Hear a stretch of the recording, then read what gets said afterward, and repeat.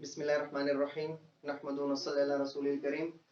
Dear students, हमने third chapter start किया था शील्डिंग इफेक्ट हम डिस्कस कर चुके थे प्रीवियस लेक्चर में।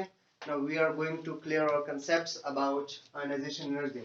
आयनाइजेशन एनर्जी क्या है, उसकी डेफिनेशन, उसके ट्रेंड्स क्या हैं down the group as well as along the period, उसके ट्रेंड्स क्या हैं, क्यों हैं, क्या क्या रीजन बिहाइंड द ट्रेंड्स हैं, वो हम आज डिस्कस करेंगे। ठीक है, सो पहले डेफिनेशन डिस्कस करते हैं ionisation energy. The energy required to remove outermost electron from an isolated gaseous atom is called ionization energy. Ionization energy basically वो एनर्जी है जो कि हम किसी isolated gaseous atom, so पहले इस लफ्ज को हम चेक करते हैं कि what do you mean by isolated gaseous atom. Isolated, you know, noble gases के अलावा जितने भी gases हैं वो मॉलिक्यूलर फॉर्म में पाई जाती हैं। लाइक हाइड्रोजन है H2 की फॉर्म में पाया जाता है, ठीक है। ऑक्सीजन है O2 की फॉर्म में, फ्लोरीन है F2, क्लोरीन है Cl2।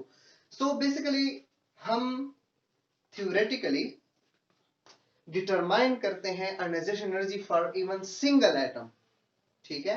Ionization energy basically single atom को देखते हुए एक्सपेरिमेंटली, थ्योरेटिकली, अब कैसे एक्सपेरिमेंटली कैसे थ्योरेटिकली उस डिटेल में हमें जाने की जरूरत नहीं है। सिंपल इज दैट हम क्या करते हैं, हाइड्रोजन मॉलिक्यूल को आइसोलेट करते हैं, उसको ब्रेक कर लेते हैं। सिंपल आपको समझाने के लिए बता रहा हूं कि उसको ब्रेक कर देते हैं, ठीक है। उसका केमिकल बॉन्ड तोड़ के जस्ट सिंगल एटॉमिक हाइड्रोजन बना लेते हैं, ठीक है, in case of hydrogen. Similar is the case with oxygen. Oxygen molecules में ऑक्सीजन एटम्स में, ऑक्सीजन O2 मॉलिक्यूल में जो ऑक्सीजन एटम्स हैं उनके बीच में डबल कोवेलेंट बॉन्ड पाया जाता है। तो हम थ्योरेटिकली, हाइपोथेटिकली इसको सिंगल ऑक्सीजन एटम पे ले आते हैं having 6 electron in its outer most shell, ठीक है। सो हम जस्ट थ्योरेटिकली या हाइपोथेटिकली सिंगल एटम को आइसोलेट कर लेते हैं, अलग थलग रख लेते हैं।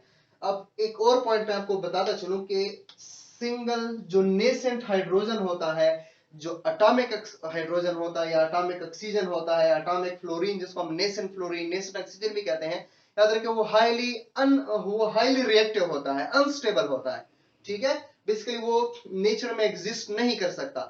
लेकिन आयनाइजेशन एनर्जी समझाने के लिए, उसकी डेफिनेशन क्लियर करने के लिए, आयनाइजेशन एनर्जी होती क्या है उसको सीखने के लिए हम सपोज कर लेते हैं कि हमारे पास सिंगल आइसोलेटेड गैशियस एटम है, ठीक है।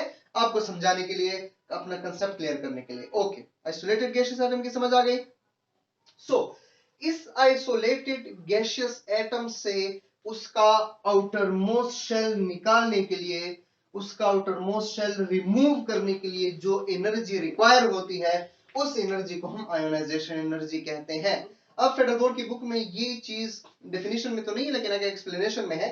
टू फॉर्म यूनिपॉजिटिव केटाइन, याद रखें एनायन केटाइन हम फर्स्ट चैप्टर में डिस्कस कर चुके हैं कि केटाइन क्या होता है, एनायन क्या होता है। अब जस्ट ब्रीफ इंट्रोडक्शन में बता दूं कि cation, when an atom lose electron, its valence electron, then it forms cation having positive charge.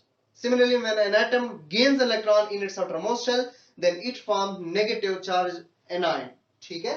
so जब हम इलेक्ट्रॉन किसी एटम से रिमूव कर लेते हैं, निकाल लेते हैं, तो जो स्पीशी एट द एंड बच जाती है उसको हम केटाइन कहते हैं। लेट्स से फॉर एग्जांपल हमारे पास सिंपल से अगर हम फ्लोरीन एटम देख ले, फ्लोरीन की इलेक्ट्रोनेगेटिविटी ज्यादा है, सो इसके लिए आयनाइजेशन एनर्जी ज्यादा देख ले। हम कोई और एटम ले लेते हैं, क्लोरीन एटम, ठीक है।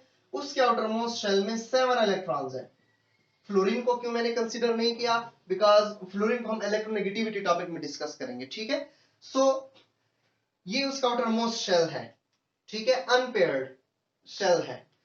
इसको निकाल बार फेंकने के लिए, इसको रिमूव करने के लिए जो हम एनर्जी प्रोवाइड करते हैं, ठीक है, जो हम एनर्जी प्रोवाइड करते हैं इस आउटर मोस्ट इलेक्ट्रॉन को रिमूव करने के लिए, वो आयनाइजेशन एनर्जी कहलाती है। अच्छा, जब ये इलेक्ट्रॉन रिमूव हो जाता है, यानी -1 इलेक्ट्रॉन, एक इलेक्ट्रॉन जब रिमूव हो जाता है, उसके बाद जो स्पीशी बनती है उसको हम केटाइन बोलते हैं, ठीक है।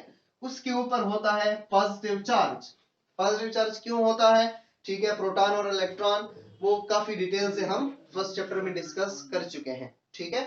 सो सिंपल इज दैट, जब किसी एटम से उसका आउटर मोस्ट शेल एनर्जी देकर, आयनाइजेशन एनर्जी देकर हम रिमूव कराते हैं, तो उसके बाद जो पॉजिटिवली चार्ज स्पीशी बन जाती है उसको हम कैटायन कहते हैं। वापस आ जाए अपने टॉपिक की तरफ।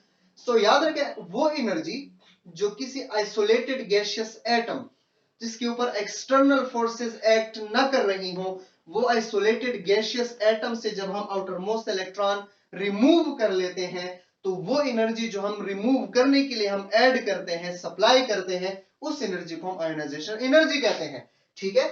समझ आ गई। एट द एंड जब एनर्जी सप्लाई करने के बाद वो इलेक्ट्रॉन रिमूव हो जाता है, तो जो स्पीशी बनती है उससे जो एटम बन जाता है, जो स्पीशी बन जाता है, उसको हम कैटायन बोलते हैं, ठीक है, having positive charge. Okay, trends discuss करते हैं down the group. Let's say हम ग्रुप नंबर 1A कंसीडर कर लेते हैं, hydrogen, lithium, sodium, let's say potassium and rubidium. मैं इन शेल में इलेक्ट्रॉन्स अभी फिलहाल कंसीडर नहीं कर रहा। सो हम क्या करते हैं, एनर्जी प्रोवाइड करते हैं इस आउटर मोस्ट शेल को रिमूव करने के लिए। सो अब याद रखें हमेशा कि हाइड्रोजन के केस में न्यूक्लियस और वैलेंस इलेक्ट्रॉन के बीच में कोई भी दरमियान में कोई शेल नहीं आ रहा, कोई सब शेल नहीं है। So it means distance between nucleus and outermost electron of hydrogen बहुत कम है। सो फोर्स ऑफ अट्रैक्शन बहुत ज्यादा होगी। सो दैट्स व्हाई हाइड्रोजन के आउटरमोस्ट शेल के लिए एनर्जी ज्यादा देनी पड़ेगी, उसको रिमूव करने के लिए एनर्जी ज्यादा देनी पड़ेगी। सिमिलरली लिथियम के केस में न्यूक्लियस और आउटर मोस्ट शेल में डिस्टेंस ज्यादा हो जाता है because of addition of new shell. उसमें लिथियम में 2 शेल्स हैं, हाइड्रोजन में जस्ट 1 शेल है। सो याद रखें, चूंकि distance between nucleus and valence electron increase हो गया है, force of attraction between nucleus and valence electron decrease हो गया। सो दैट्स व्हाई इस इलेक्ट्रॉन को निकालने के लिए एनर्जी कम देनी पड़ती है। As we move down the group, the nucleus of sodium and the valence electron, ठीक है, the distance between the nucleus of sodium and its valence electron is more, ठीक है, न्यूक्लियस और वैलेंस इलेक्ट्रॉन के बीच में फासला ज्यादा है। So that's why force of attraction और कम हो जाएगी because there are 2 shells which shield the nucleus. Shielding effect down the group ज्यादा हो रहा है। So that's why force of attraction between this nucleus of sodium and valence electron कम होगी। सो दैट्स व्हाई इजीली होगा इसको remove करने के लिए और हमें एनर्जी थोड़ी सी देनी पड़ेगी। पोटेशियम के केस में और भी एटॉमिक साइज इंक्रीज हो जाता है, न्यूक्लियस और वैलेंस इलेक्ट्रॉन के बीच में जो डिस्टेंस है वो इंक्रीज होता चला जाता है, फोर्स ऑफ अट्रैक्शन डिक्रीज होती चली जाती है। सो इसलिए उसको बहुत कम एनर्जी देंगे इस इलेक्ट्रॉन को निकालने के लिए। सिमिलरली रुबिडियम बहुत ज्यादा डिस्टेंस, एटॉमिक साइज चूंकि ज्यादा हो गया है, शेल्स इंक्रीज होते गए हैं, न्यूक्लियस और वैलेंस इलेक्ट्रॉन के बीच में फोर्स ऑफ अट्रैक्शन बहुत कम हो गई है। सो दैट्स बहुत ही कम एनर्जी देकर हम ये इलेक्ट्रॉन रिमूव कर सकते हैं। सो दोबारा देखिए, down the group atomic size increase हो रहा है, नंबर ऑफ शेल इंक्रीज हो रहे हैं, distance between nucleus and valence electron increase हो रहा है। So force of attraction between nucleus and valence electron decrease होती चली जाएगी। सो याद रखिए, जितना इलेक्ट्रॉन न्यूक्लियस के करीब होगा उतनी फोर्स ऑफ अट्रैक्शन ज्यादा होगी और उसको निकालने के लिए उतनी ही ज्यादा एनर्जी चाहिए होगी। हाइड्रोजन की फोर्स ऑफ अट्रैक्शन ज्यादा है बिकॉज वैलेंस इलेक्ट्रॉन न्यूक्लियस के करीब है। सो इसके लिए ढेर सारी एनर्जी देनी पड़ेगी, उसके बाद जाके इलेक्ट्रॉन निकलेगा। सिमिलरली रुबिडियम के केस में एटॉमिक साइज ज्यादा है, न्यूक्लियस और वैलेंस इलेक्ट्रॉन के बीच में डिस्टेंस ज्यादा है, तो force of attraction between nucleus and valence electron काफी कम होगी। तो इसलिए इस इलेक्ट्रॉन को निकालने के लिए बहुत कम एनर्जी देनी पड़ेगी, यानी इजी होगा, ठीक है, इलेक्ट्रॉन इजी होगा निकालने के लिए। नाउ ये तो हो गया ट्रेंड्स डाउन द ग्रुप के, जैसे ही हम टॉप टू बॉटम मूव होते हैं तो आयोनाइजेशन एनर्जी डिक्रीज होती है, ठीक है। अब दूसरा ट्रेंड डिस्कस करते हैं along the period. Let's say हम थर्ड पीरियड कंसीडर कर लेते हैं, sodium, magnesium, aluminium, silicon, phosphorus, sulphur, chlorine, argon को हम कंसीडर नहीं करते हैं। सो याद रखें, इसके reverse along the period atomic size क्या हो रहा है, डिक्रीज हो रहा है, distance between nucleus and valence electron decrease हो रही है, distance between nucleus and valence electron कम हो रहा है, यानी एटॉमिक साइज कम हो रहा है, so that's why force of attraction भी इंक्रीज होगी। ये इलेक्ट्रॉन न्यूक्लियस से दूर है, so force of attraction come.